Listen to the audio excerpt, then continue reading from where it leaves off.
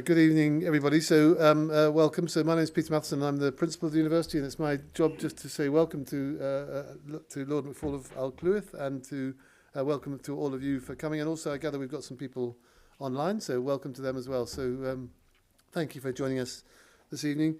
James is going to introduce Lord McFall in more detail, but he's a man who grew up in Dumbarton from, I think, humble beginnings and left school without qualifications, and then ended up getting degrees from the Open University and Strathclyde, and having a long career in the House of Commons before joining the House of Lords and now being Lord Speaker. So he's very well qualified to talk to us on the topic that he's chosen for this evening. So, Lord McFall, you're very welcome to the University of Edinburgh. Thank you for being here. Thank you to all of you for joining, and look forward to hearing what you've got to say to us. And I think there's going to be a Q&A afterwards, and then probably a glass of wine for those of you that want to stay till the end. But welcome, and thank you for joining us. Thanks.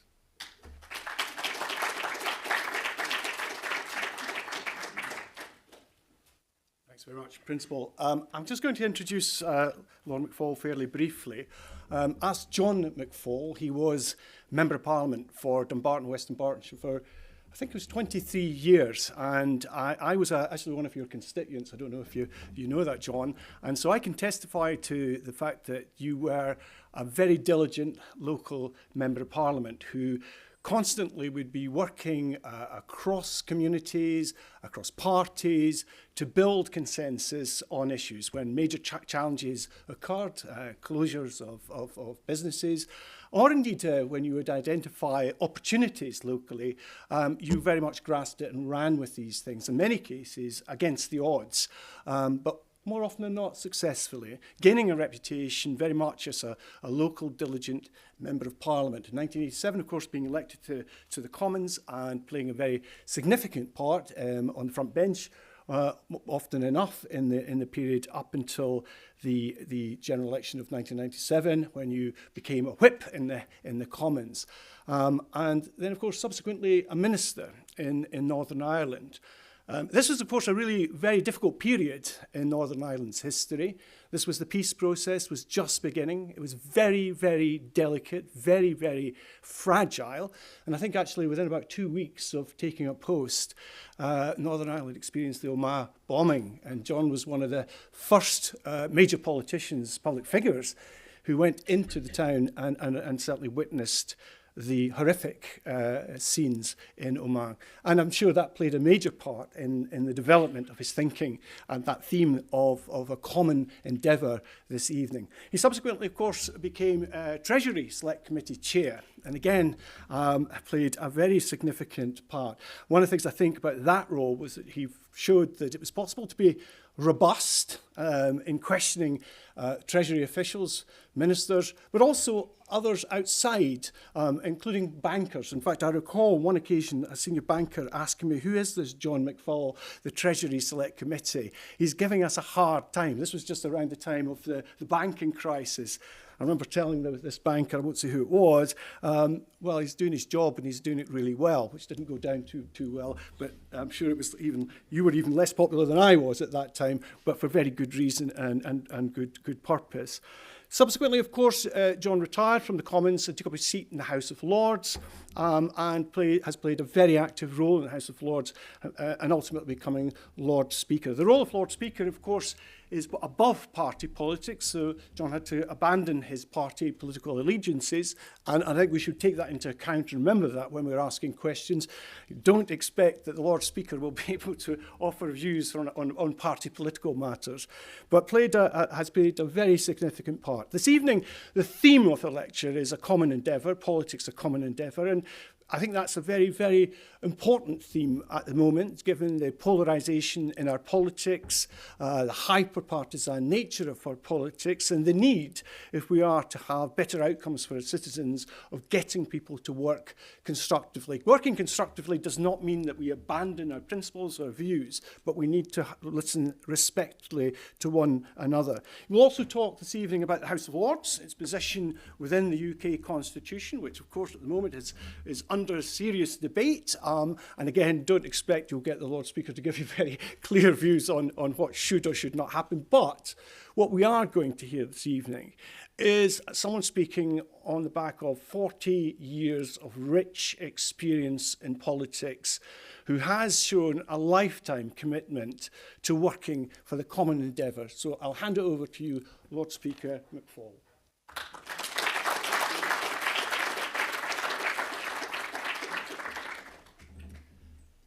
Good evening, everyone. I'm delighted to be here. I'm starting with a black mark. James was one of my constituents and I didn't know about it. Now, that is terrible. Okay, but thanks to James for this invite, and to Chris Carter and to Gavin Jack who's here, and also Sir Peter. I'm delighted you've come along to meet us this evening, and also Shona Black and my team of Matthew and Kate. They were very much involved with you. So I'm delighted to be in attendance here tonight. You may not be aware, but one of the first pieces of legislation to be passed at Holyrood was the National Park Scotland Act of 2000. That established the first national park in Scotland, 51 years after national parks in England and Wales. The Loch Lomond and Trossachs National Park, which lay within my constituency in Dumbarton. So I can tell you from experience that it was very difficult to get that legislation on the books. I learned during that time that whatever change is proposed, there will always be opposition. If you want change, you need to be resolute in making your case, building support and talking to all sides and constructing as wide a coalition as you can. Over many years now, I've fought to bring all the different viewpoints together and to maintain the momentum of the campaign for a national park. I organised conferences and made contacts internationally. I lobbied at all levels, locally, in Westminster and in Scotland. The campaign took 16 years to come to fruition, but the outcome was a beautiful park, safeguarded for future generations, and a tourist attraction, bringing 4 million visitors a year.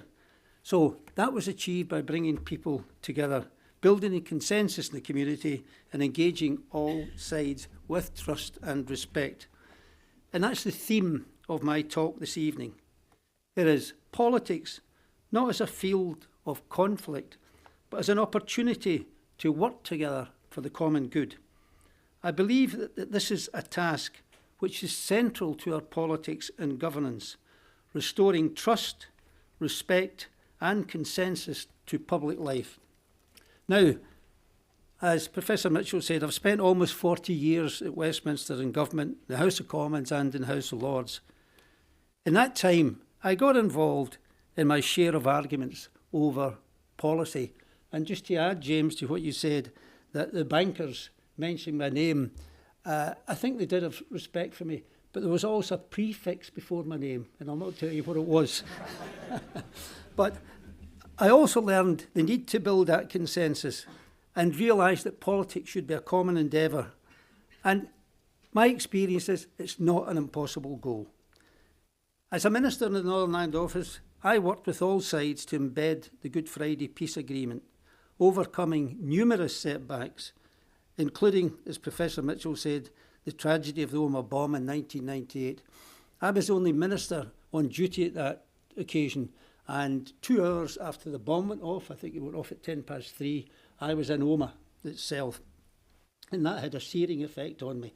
And Professor Mitchell is correct in saying that was really influential. But it was very important in that case to bring people together from all communities to focus on our common purpose, which is to restore a lasting peace to Northern Ireland. And it was very important to be able to convince the different communities, Catholic and Protestant, that this was an attack on the peace process. It wasn't an attack on any individual group of members. That was important. As the chair of the House of Commons Treasury Select Committee in the aftermath of the financial crisis in 2007 and 2008, I summoned witnesses from every aspect of the crisis to share their experience, and I worked to build consensus in the cross-party committee.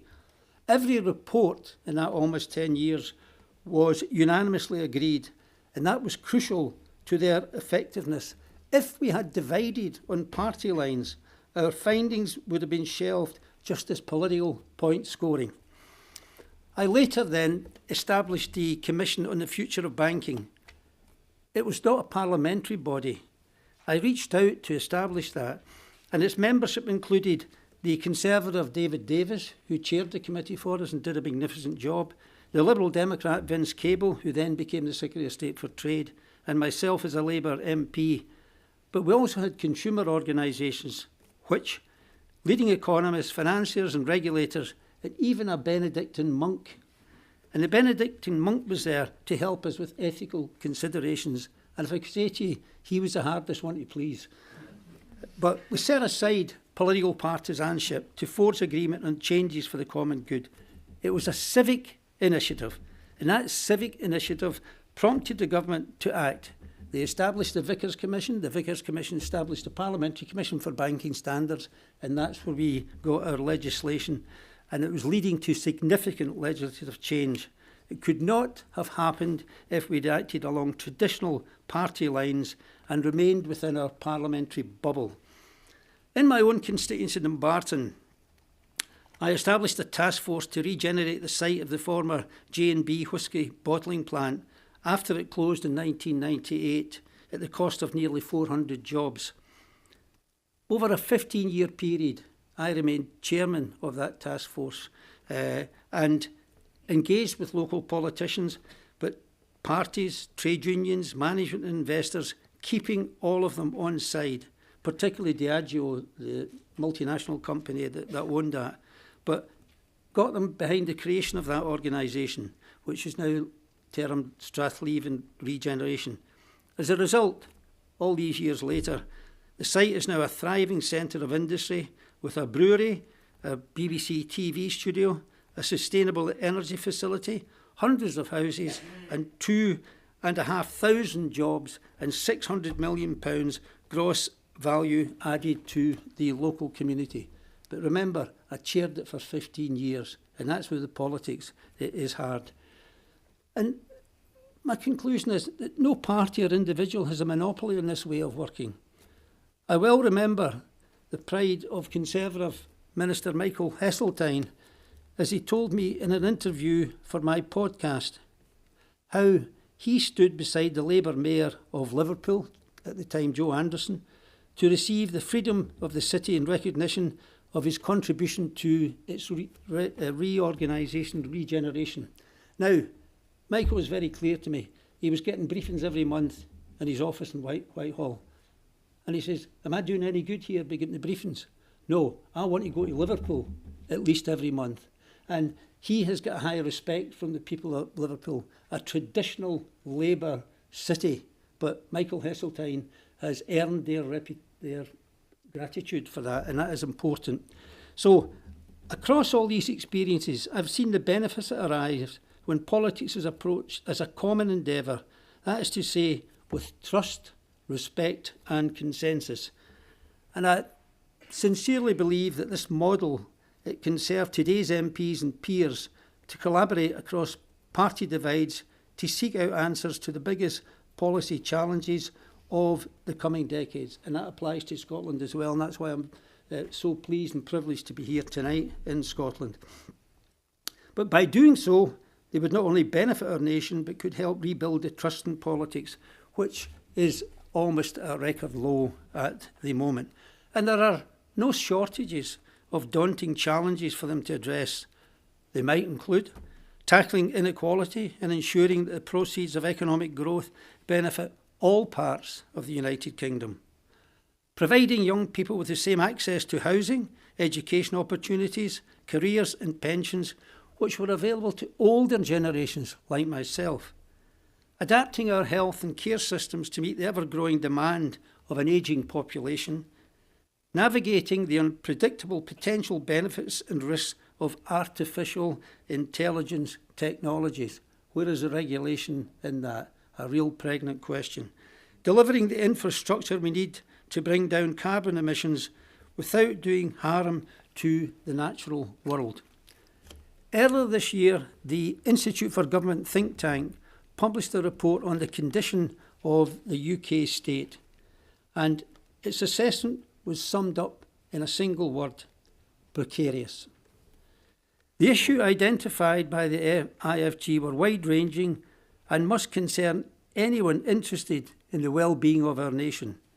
They raise questions over the performance of public services, the elusiveness of economic growth, strains on the civil service, and the durability of the union itself. Meeting these challenges will require legislators to earn and keep the trust of the electorate, and yet polls tell us that trust in politicians is at its lowest for 40 years. One recent survey by Ipsos found just 9% of the public saying that they trust politicians to tell the truth. Why is trust waning? Part of it is certainly down to a welcome decline in deference and the healthy scepticism of the British people. Part of it may be linked to the increasingly combative nature of political debate and polarisation of opinion we see on social media. And part can be traced to the complaint that we hear so often that, quote, politicians are all the same. But part of it must also reflect public questions over whether our system of governance are best suited to deliver answers to the problems we face. Now, my position, as James has outlined, as Lord Speaker, requires me to be non-political, and I don't advocate for particular policy options. But based on my long involvement in politics, I believe we need to address three questions. One, how do we ensure long-term strategic thinking in government and parliament? How do we ensure strategic capabilities in our public services? And how do we discuss, decide and practice change in complex policy areas which cannot be driven from the centre, whether that centre is Whitehall or indeed Holyrood? I believe that the style of politics seen in the House of Lords is key to holding an answer to these questions. Now, I don't wish to downplay the work that is done in good faith and with due diligence by legislators here in Edinburgh, Cardiff, Stormont, or indeed Westminster. I entirely respect the need for the robust exchanges which we see in the House of Commons. We're a free-thinking, free-speaking society with a wide diversity of opinions, and it is quite right that competing views are voiced loud and clear in the cockpit of the Commons or in Holyrood. That is where the ideas are tested under fire, setting the direction of policy in line with voters' preferences expressed at elections. But when it comes to polishing and improving the detail of legislation, there is another kind of politics which comes to the fore in the Lords. It is an approach which prizes expertise and seeks consensus in a spirit of respect and common endeavour. Proposals are examined closely from every angle by peers with long experience in the front line of their fields, whether that be health or defence or economics or the law. Their intention is not to score political points or seize headlines, but to ensure that legislation will work in practice and will not come into conflict with the UK's national and international obligations.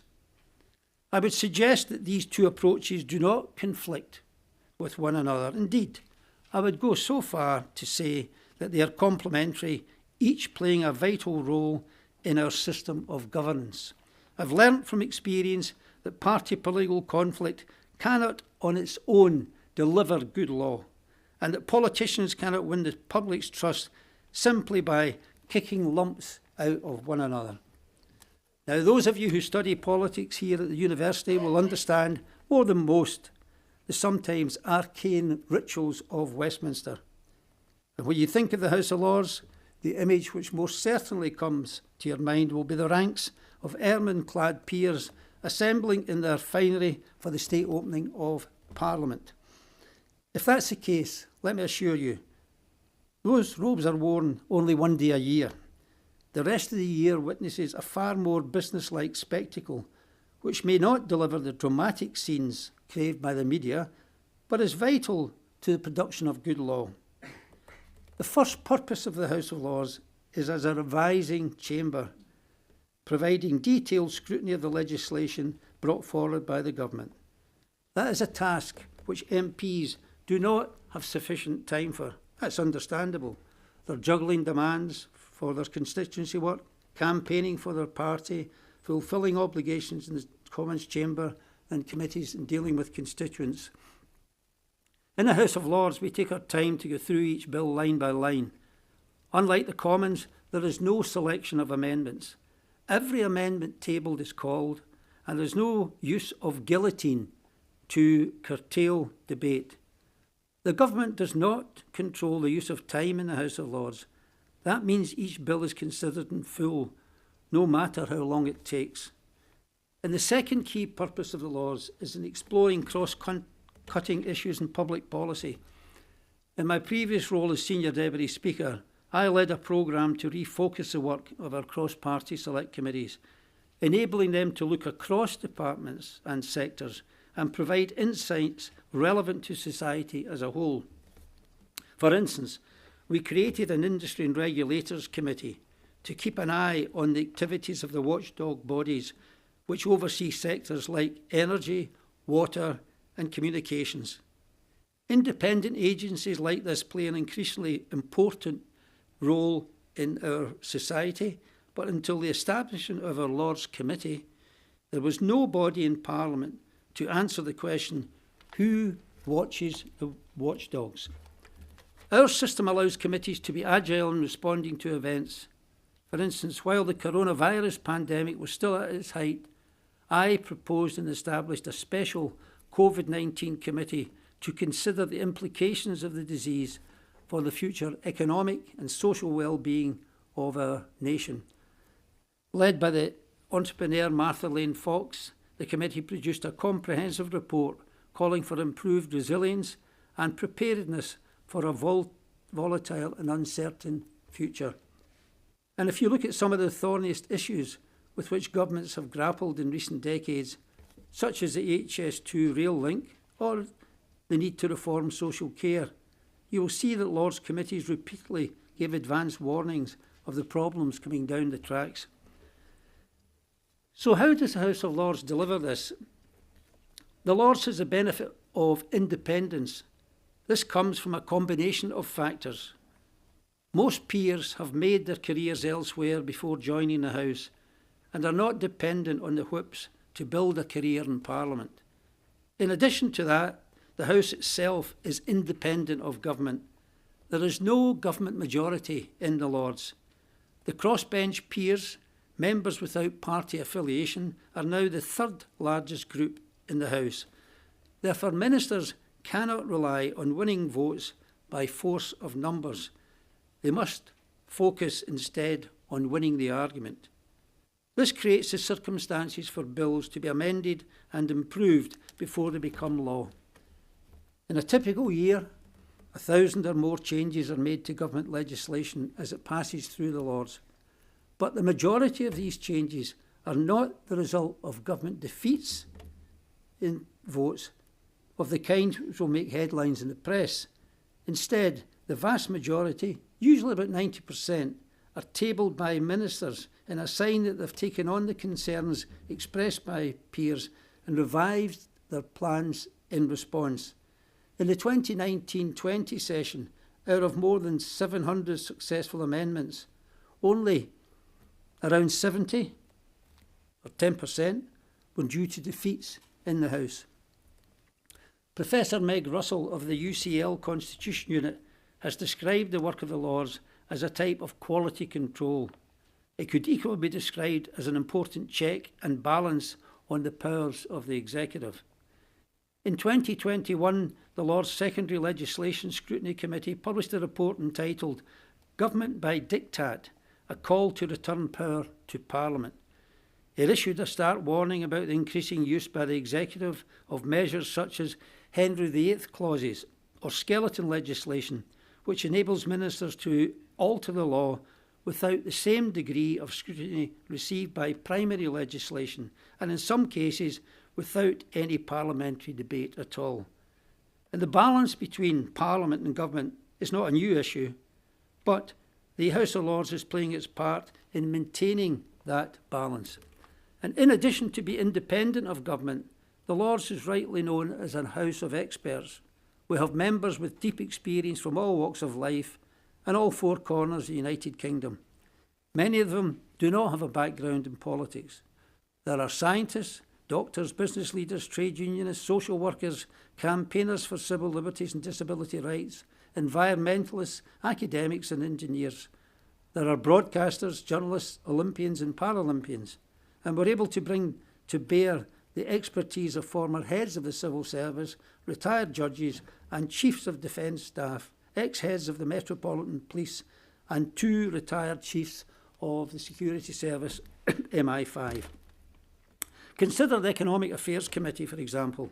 It contains 1 former Chancellor of the Exchequer, 1 former Bank of England Governor, 2 former Permanent Secretaries to the Treasury and 2 Professors of Economics.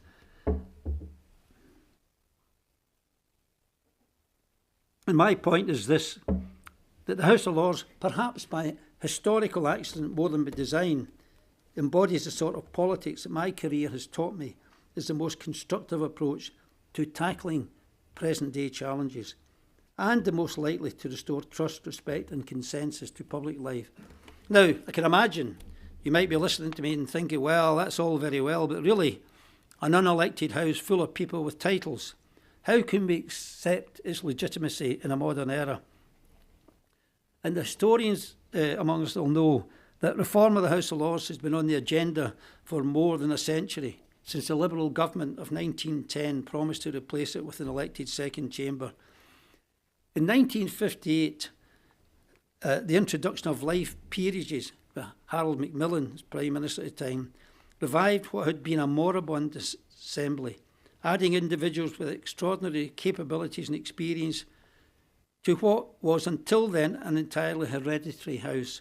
In 1999, the Labour government removed over 600 hereditary peers and created a House of Life peers with only 92 hereditaries remaining.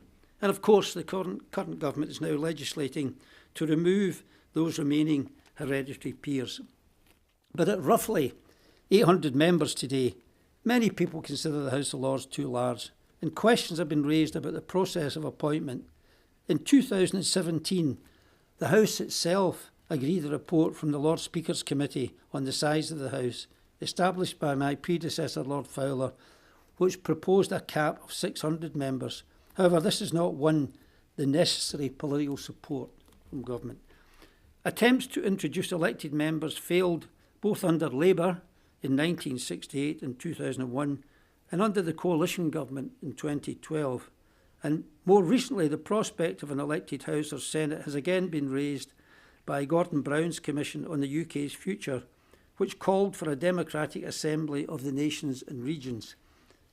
But the same questions recur each time. What exactly would be the powers of such an assembly, and how would elected senators resolve differences with the Commons? As things stand, the elected House of Commons will almost without exception have the final say on legislation, and many MPs are fearful of losing this primacy. Although peers regularly ask the Commons to think again on legislation, this almost never ends with impasse. And any proposal to alter the composition of the upper house would have to consider very carefully the issue of whether and how the primacy of the Commons should be maintained. So I'm not here to promote the details of one form of reform after another, but both Lord Fowler and I have been consistent in arguing publicly for the principles of reform. And if the House is to remain appointed, then the first principle is a reduction in numbers and a transparent appointment process. The House needs to continue its independent scrutiny of bills and its quality control function. And over time, the House should bring its expertise to bear on standard setting in ethics and explicitly bring in the perspectives of nations and regions. Now that is a pretty full programme. But I want to ensure that the value of the House's work, the contribution it makes to public life, is recognised in the debates that continue about its role and function. In all of these debates, I believe it's important to focus on the outcome we want and then to create the right conditions to achieve it. I started out by setting out the challenges facing politicians and policymakers today, and I hope that I've demonstrated in this short time that we've had together that the Lords has a valuable contribution to make to solving those challenges. That's the UK's upper house and closer to the politics of common endeavour than many an elected chamber can hope to be. My experience over many years has increasingly persuaded me that the politics of common endeavour can provide a route to resolving some of the most intractable problems in our society. For instance, adult social care.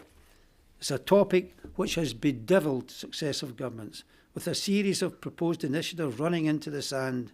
And by its very nature, it's a subject which is uniquely vulnerable to the party political battle.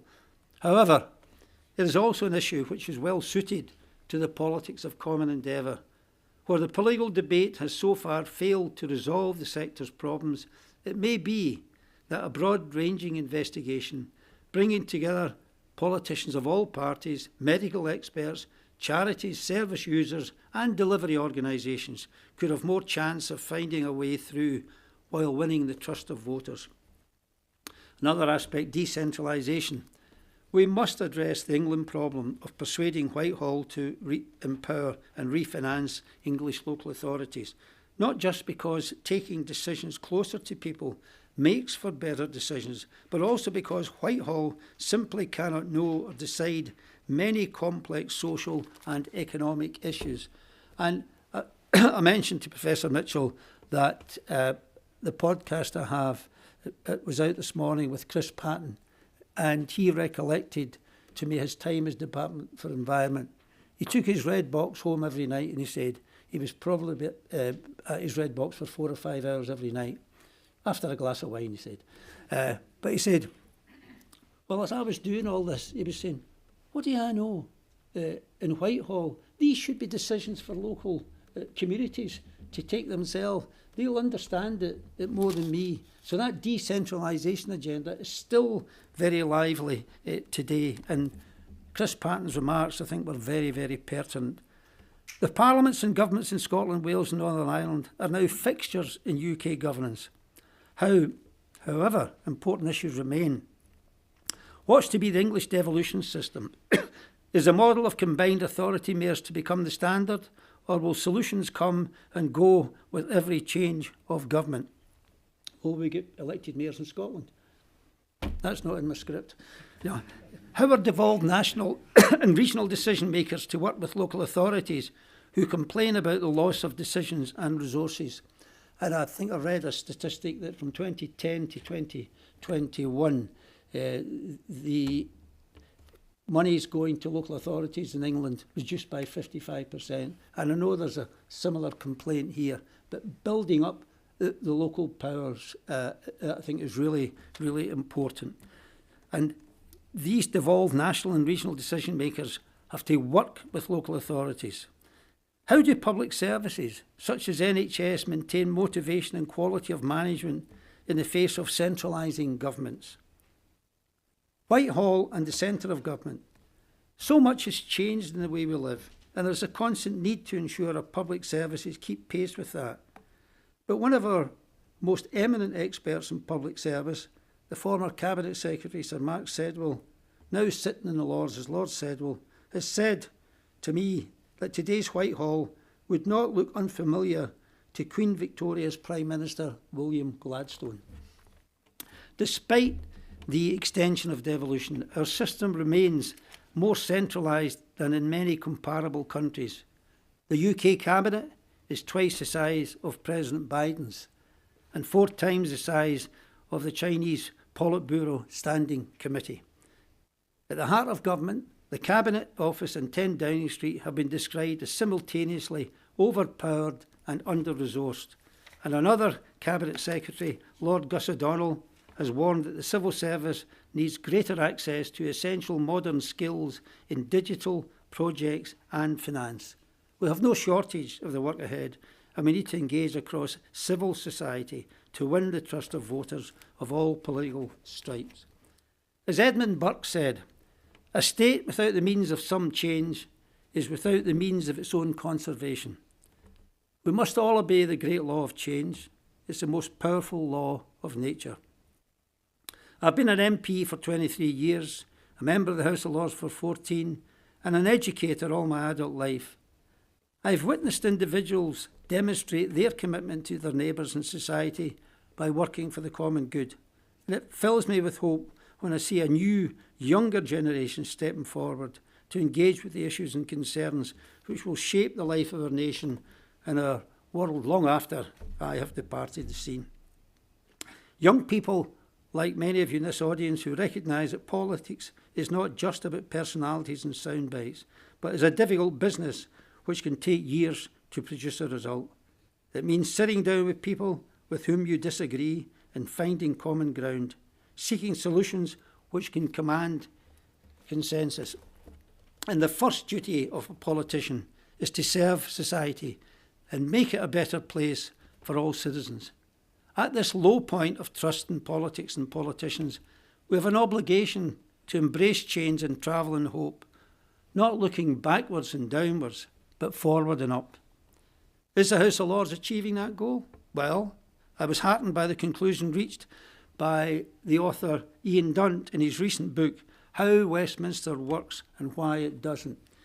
He describes the Lords as, quote, simply put, one of the only aspects of our constitutional arrangement that actually works, unquote. His words, not mine. Is he right? I'm eager to hear your opinions on that question and any other questions you would like to raise. As mentioned, I've been in education all my life, a school teacher. So I'll end my speech by setting you the classic exam question. The House of Lords, discuss.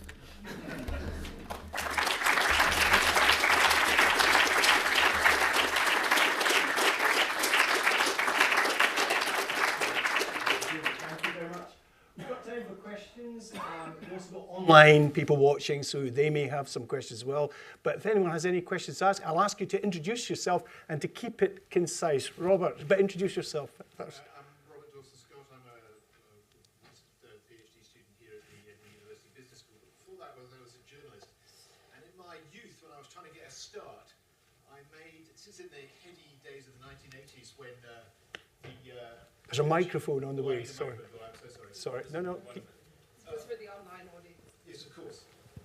This was in the heady days when Ken Livingstone's Greater London Council was posting the unemployment figures on the roof of County Hall across the river from the House of Commons and so on. And I made a programme, a little demo tape really, about the House of Lords. And one of the people who agreed to speak to me, I had no platform, nothing. I was not attached to any organisation. One of the few people who agreed to speak to me was Dennis Skinner, your old parliamentary colleague, still with us, I believe, but must be getting on a bit now. He's over 90. And he said to me that I can't begin to mimic his splendid Derbyshire accent, but he said to me, the House of Lords, it's a Tory long stop.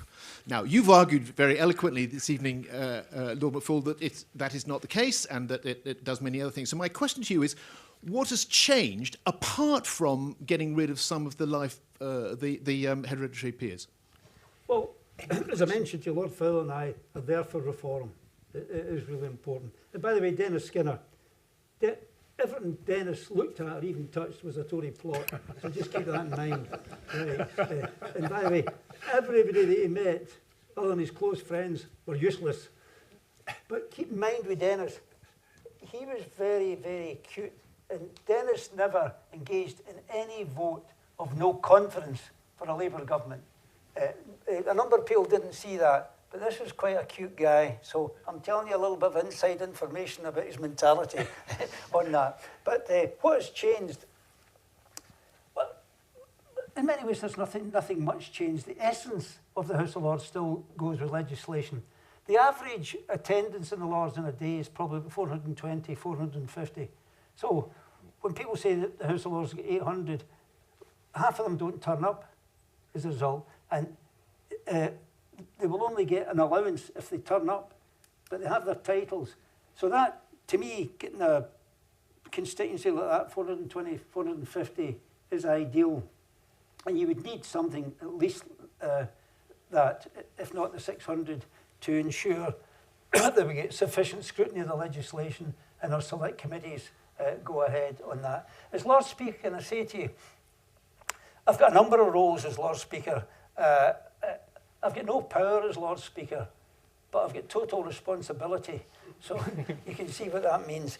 But I have an ambassadorial role, and I meet visiting delegations. For example, the other day I had the Indonesians in, I had the speakers of Madagascar in a week or so's time. I'm going to Paris to meet the French Senate and the lower house as a result.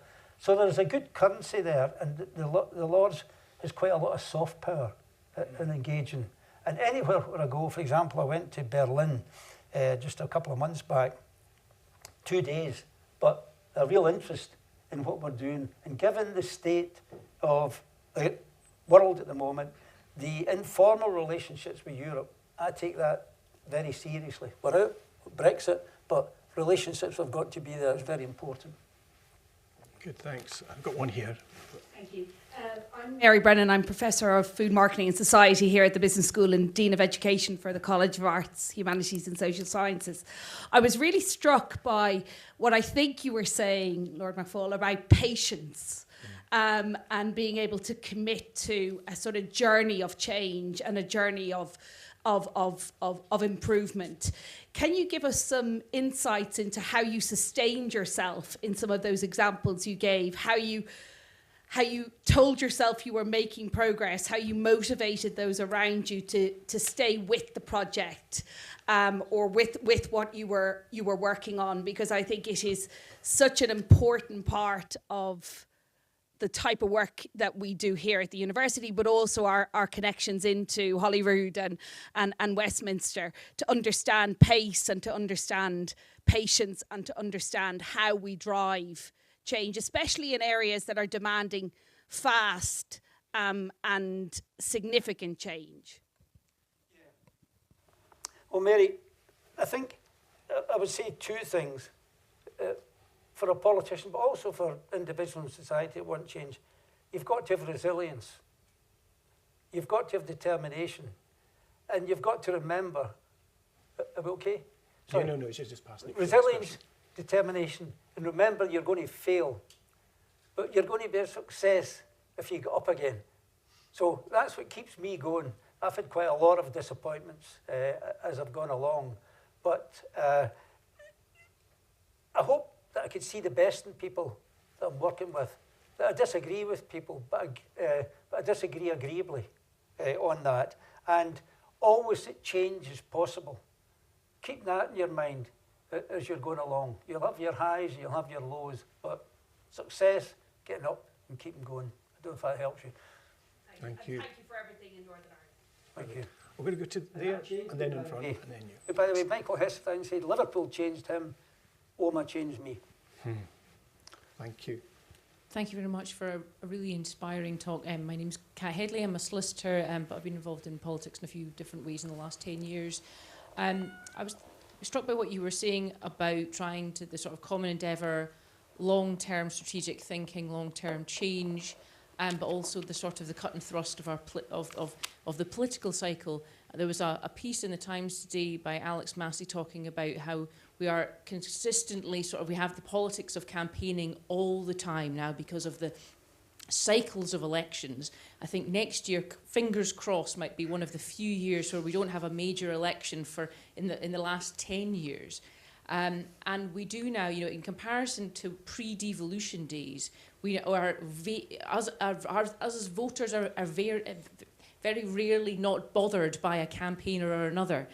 And what do you think that sort of constant cycle, if it's not Westminster, it's Holyrood, it's London, it's Liverpool, it's mayoralties, it's Wales, it's local elections, what does that do to the politics of common endeavour and long-term thinking? And are we better maybe just having one super Thursday with all of the elections on one day and then nothing for 5 years? A lot of my political science colleagues would not like that. Right. A lot of that, thanks very much, a lot of that I call displacement activity. And I think when you're in politics, you say, what is this displacement activity? My staff will know, Kate and Matthew, I go on about that a lot. What was this meeting all about? This was displacement activity. You're wasting my time. Right. So keep in mind that displacement activity. But also, you've got to have your narrative established. You've got to be able to convince people of your narrative, whatever group you're in, whether it's national with the electorate or in your office and with, where are we going? How are we going to get there? What talent do we need to use for that? I can only give you my approach to leadership, which I've done is, first of all, I don't see leadership as pulling people along. I see leadership as walking along with others. I see leadership as me having certain qualities, but others having qualities in other areas. So to learn from the people that you're there, to allow them to use their initiative and to back them. And you don't back them if they commit suicide for you. That's the only thing. But to back people, that's very important. And to have a happy environment, that's how I go about it. And also the quality of treatment. The first thing I did when I became Lord Speaker was said, I want to visit the parliaments and the assemblies in the rest of the United Kingdom. I went to Northern Ireland, visited the Speaker there, Edinburgh and Wales. And I said, look, there's issues like Brexit, the internal market, discussions that need to take place.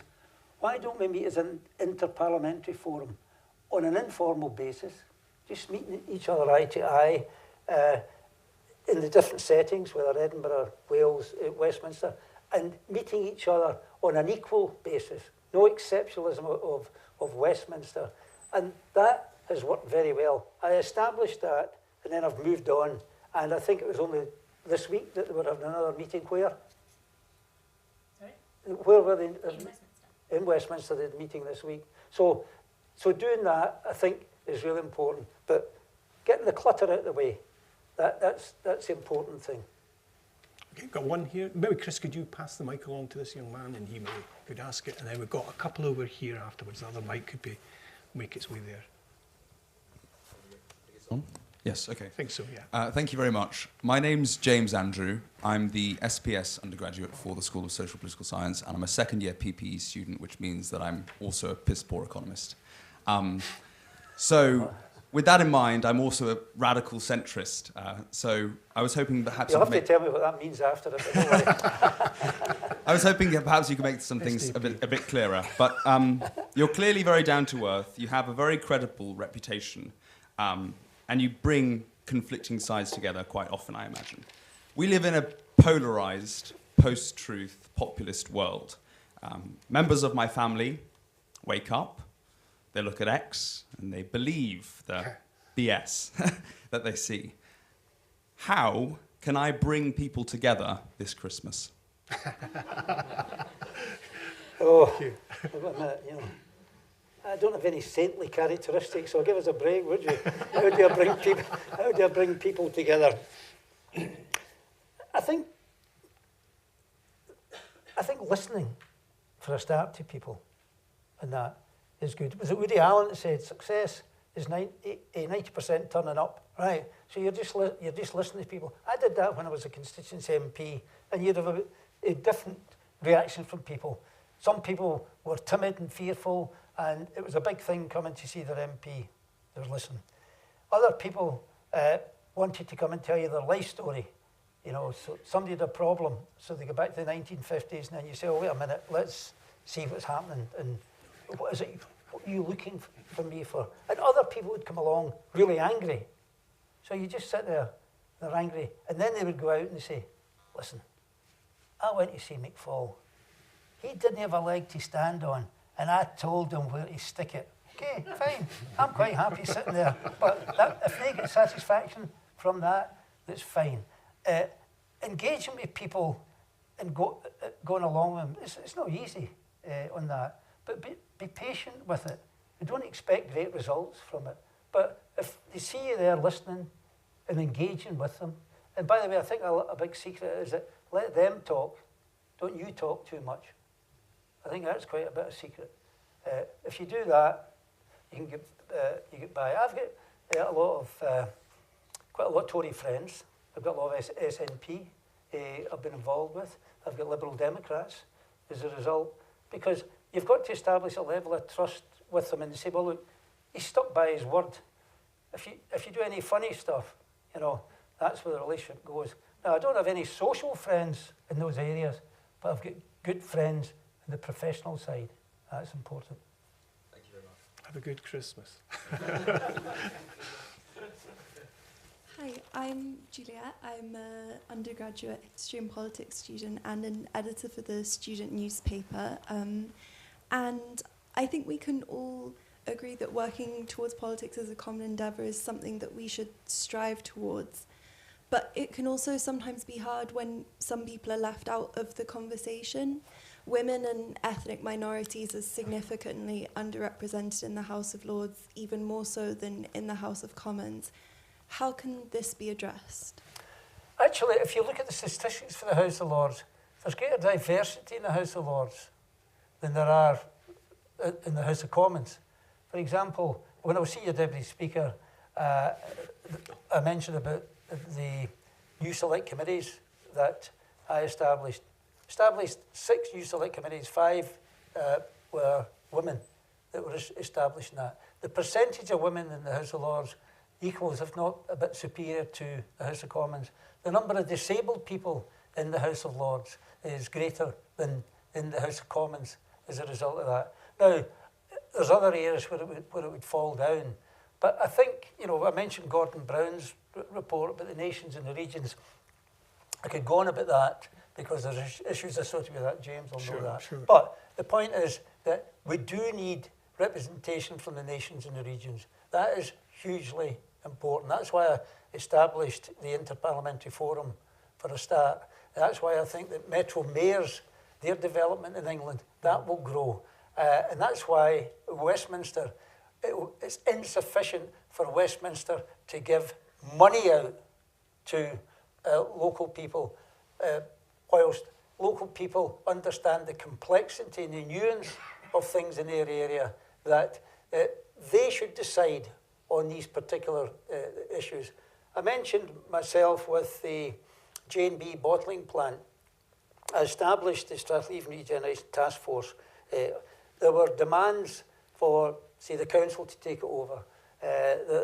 The enterprise company in Glasgow were wanting to take it over. I was resolute in keeping it myself. That made for a few hairy moments, finance, whatever else, but we got through that. And I was correct because I knew the situation. I knew my own area. I knew the people that were involved in that. And if I could get people to work together, we could get a solution. And we did get a solution for that. But remember, 15 years as chair, it ain't easy, boy. Hi, my name is Cassie. I'm a second-year social policy and politics student. Firstly, thank you so much for taking the time to be here. I know we all appreciate it massively. My question is, what personal characteristic of yours do you feel has been most beneficial in your role as Lord Speaker? What personal characteristic of yours has been most beneficial in your role as Lord Speaker? I'm saintly. What characteristic? I think meeting people on their level and engaging with people. I mean, I put myself forward for election as Lord Speaker, and the constituents were the whole House of Lords, 800. I didn't know a lot of them, but I knew sufficient number that I got support from across the whole spectrum, and that element was important. So, as I mentioned, respectful of people, listen to people and listen. You don't rant away at them. You know, that's the wrong way to go. Let me tell you, when I was in my aggressive period, if you like, I remember being on the television one night, and I phoned home to my wife, Joan, and I says, "Oh yeah, I was on this programme tonight, Joan." And she says, "I know, I saw you." I says, "Well, how do you think I did?" She says, "You were disgraceful." Why was I disgraceful? She says, "Because you were shouty. She says to me, keep in mind that when you're on the television and speaking, you're in somebody's living room. And you know what they can do? Switch you off. Good advice. Very good.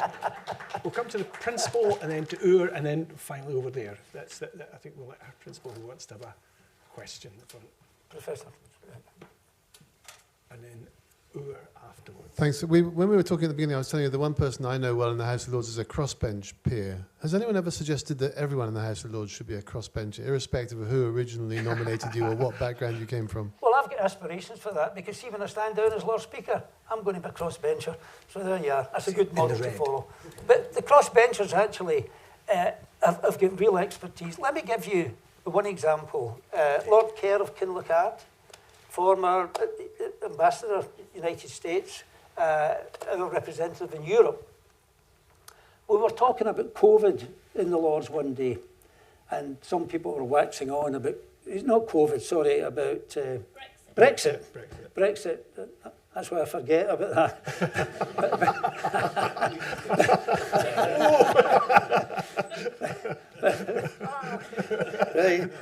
Brexit. Some people were talking about Article 50, and Theresa May gave the European Union notice that it would come out in about 6 months or 9 months. And there were some people seemed very eloquent on it. And Lord Kerr stood up and he said, I'll tell you about Article 50. He said, because he said, I wrote it. He says, and by the way, he said, I wrote it with this pen. Right? So that's the level of expertise of crossbenchers that's in the House. And when I was looking at the reform issue, I ensured that when I wrote to Prime Minister Sunak and to Keir Starmer, I said one of the things that should be done is increase the number of crossbenchers, because when HOLAC, that's the House of Lords Appointments Commission, was set up in 2000, from 2000 to 2012, there were 59 crossbenchers appointed.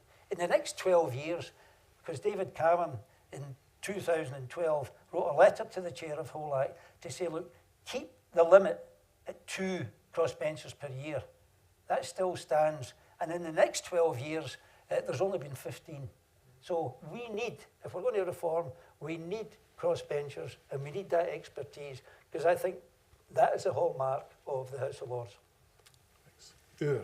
Yeah. Ur Özdemir. I'm from Politics and IR here. I'm a senior lecturer. I'm originally from Turkey, so a common Endeavour is something my country needs as well. So it was quite inspiring. Thank you, Lord Speaker.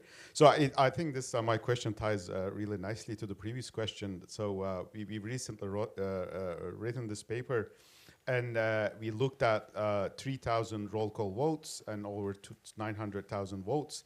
And we see a trend of increasing partisan voting and polarization in the Lords, just like in the Commons. And we see government opposition dynamic becoming more pronounced in recent years, especially after Brexit. So I was going to ask, and I think what you said is kind of an answer to that question as well, because I mean, it's really difficult to sell House of Lords as an independent expert body if you see this, partisan voting and partisan sorting and partisan polarization just there, I suppose. And what kind of, are there like, do you think this is a problem, first of all? And that if yes, what kind of institutional innovations might be necessary to ensure that this expertise is still there? Because I mean, writing that paper, I kind of don't buy that there's like an independent expertise there working, because the pictures are crystal clear. It's partisan sorting and partisan voting. Well, the 3 Ps of populism, whatever else. I think that is a mindset rather than something physical. In the House of Lords, the exchanges are still very courteous in engaging, unlike the House of Commons. Now, there's a good reason for the House of Commons for that, because members are accountable to the constituents, and if you had Prime Minister's questions, you shouldn't waste Prime Minister's question by asking an intellectual question. You appeal to your constituents. That's not the case in the House of Lords on that. So the temper of the exchanges are much better and much more, if you like, intellectual than that. And I think the polarisation comes out everywhere now. Look at polarisation in churches. You see that just last week as a result of that. You've got polarisation in our local communities. So it is a mindset, and I think we'll have to, each of us, recognise that and say, what can I do to, if you like, de-escalate things for myself? A number of the young MPs that have come to see me, had a good chat with them, and what I've said to them is, I said, look, why don't you forget about social media? A lot of them are obsessed with it because they've got to respond to it. If you look at the statistics, there'll be a good one for you to look at, so that's your next homework, okay? If you look at statistics, those that are falling members of Parliament, they're largely not in their constituency. You know, so save yourself the hassle, save your family the trauma engaged with the social media as a result of that. And I think we've all got to take some action to try and do that. I've got a Twitter account, or whatever you call it, and my staff do it. And they do it in the condition, A, obviously I approve what's going out, but B, I ain't going to be told about any comments that come back to me. They can keep it away from me. It's helped me a lot. Quite right, too. We've got one last question. I've just realised, I'm glad you're Lord Speaker, not me, as I'm trying to get questions in. But one last question here. Thank you. My name's John Miller. I'm a graduate of the business school. Thank you, Lord McFall, for your fascinating comments tonight. This is maybe a rather more mundane question about the building. We read a lot of criticisms of the condition of the parliamentary estate. Also suggestions that perhaps one step towards decentralising would be for it perhaps one week a month to spend some time outside of London. Do you have any thoughts on either the feasibility or the desirability of that? Well, actually, if I go way back, Mr. Michael Gove kindly sent me a letter before the election saying that he wanted the House of Parliament to move, and the option of York or Yeovil or Aberdeen or whatever else. Aberdeen, and he invited me for a meeting to discuss it over tea and biscuits. But before that, I spoke to a number of Conservative MPs who were flying down the plane from Glasgow from me, and they didn't have as gentle and courteous a response as I did to Michael Gove, and the proposition fell as a result. Now, I think the Parliament is iconic. Big Ben, iconic. We need, I think, to keep that building. I think it's really, really important. And by the way, there's a practical element for it. Because if you have, say, a bill passed in the House of Commons, they come to the House of Lords. So the two of them have got to be joined. So if the House of Lords is going to go somewhere, the House of Commons has got to go somewhere. I've got a close relationship with Mr. Speaker. We meet every couple of weeks. We met just yesterday. But there's common issues for us in terms of the working of the House itself, common issues in terms of security, common issues in terms of our relations with foreign governments and whatever else. So they're joined at the hip on that. And I think that you would find MPs in particular very reluctant to leave to go elsewhere. So we've got to be in the business of refurbishing it. And for my sins, I'm joint chair along with Mr. Speaker. So, Lord, take this away from me. I'm going to hand over now to my dear friend and colleague, Professor Chris Carter.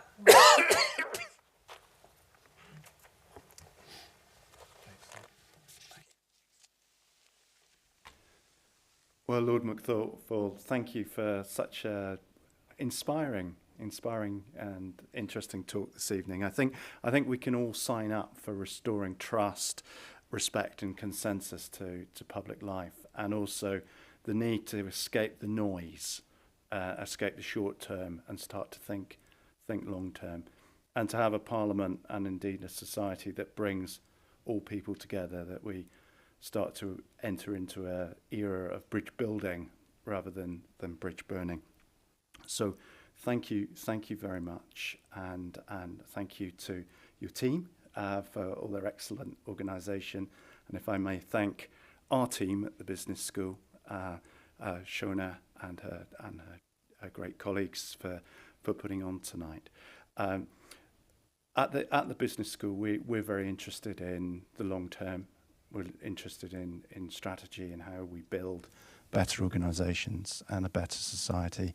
And that's something we share with our colleagues in political science. And it's great doing these interdisciplinary events. And it's been fantastic to welcome you here this evening.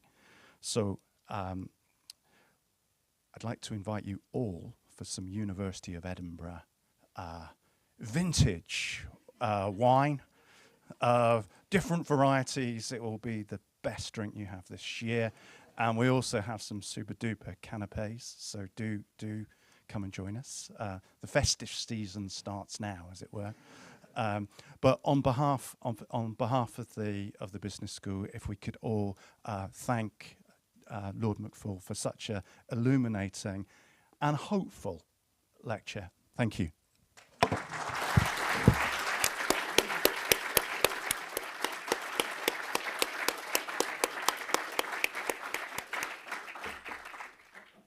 An honour. Thank you very much.